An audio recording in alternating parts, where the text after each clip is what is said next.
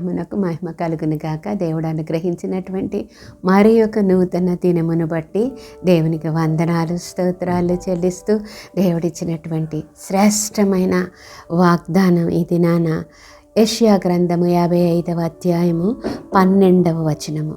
యెషయా గ్రంథం 55వ వచనము 12వ వచనము.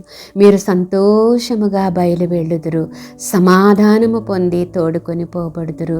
మీ ఎదుట పర్వతములను మెట్టలను సంగీతనాదము చేయును, పొలములోని చెట్లన్నీ చప్పట్లు కొట్టును.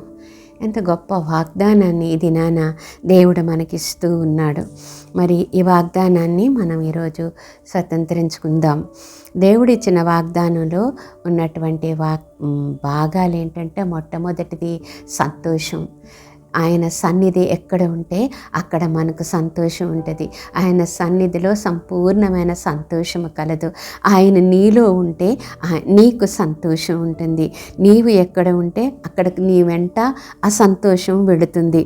మరి అంతేకాదు, నీవు ఆయన రక్తంలో కడుగబడి ఆయన సమాధానాన్ని నీవు పొంది నీవు ముందుకు వెళ్తూ ఉన్నప్పుడు ఆ సంతోషంతో పాటు ఆయన సమాధానాన్ని కూడా నీవు తోడుకొని వెళ్తూ ఉంటావట. అప్పుడు నీ ఎదుట ఉన్నటువంటి పర్వతాల లాంటి సమస్యలు, మెట్టల లాంటి కష్టాలు ఇవేమీ కూడా నీ ఎదుట నిలవబడలేవు సరికదా. అవి సంగీతనాదం చేస్తాయట. పొలములోని చెట్లు అంటే నీ సహవిశ్వాసులందరూ కూడా చప్పట్లు కొట్టి నిన్ను ప్రోత్సహిస్తారంట. మరి అటువంటి వాగ్దానం ఈ దినాన దేవుడు మనకిస్తున్నాడు. ఏ గొప్ప కార్యాన్ని నీవు చేయబోతున్నావో ఈ దినాన ప్రభు చెప్తున్నాడు, సంతోషంగా బయలువెళ్ళు, సమాధానం నీ వెంట తోడుకొని వెళ్ళు. నీ ఎదుట ఏ పర్వతము, ఏ మెట్ట ఏది కూడా నిలవలేదు. అవన్నీ చప్పట్లు కొట్టి సంగీతనాదం నీ ఎదుట చేస్తాయట. అటువంటి అద్భుతమైన అనుభవంలోనికి దేవుడు నిన్ను నడిపించను గాక.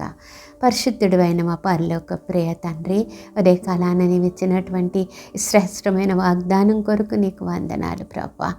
అవును తండ్రి, ఈ భూమి మీద మేము ప్రభా మరి పర్వతాల వంటి సమస్యలను ఎదుర్కొంటూ విశ్వాస జీవితంలో నాయన మెట్టల వంటి క్లిష్టమైన పరిస్థితులను ఒత్తిడులను ఎదుర్కొంటూ ముందుకు వెళ్ళడానికి ప్రయత్నిస్తూ ఉన్నప్పుడు నాయన నీవు మా హృదయంలో మా జీవితంలో ఉండి మాకు సంతోషాన్ని సమాధానాన్ని ఇస్తూ ఉన్నప్పుడు, నింపుతూ ఉన్నప్పుడు నాయన ఆ పర్వతాలు, ఆ మెట్టలు, ఆ పొలములోని అన్ని చెట్లు కూడా తండ్రి మాకు ప్రోత్సాహాన్ని ఇస్తూ సంగీతనాదాన్ని చేస్తూ చప్పట్లు కొడుతూ మమ్మల్ని ముందుకు నడిపిస్తాయని ప్రభువా ఆ కృప నీవు మాకు ఇచ్చావని విశ్వసించి నీకు వందనాలు స్తోత్రాలు చెల్లించుకుంటూ యేసు నామంలో అడిగి వేడుకొంచున్నాం తండ్రి. ఆమేన్.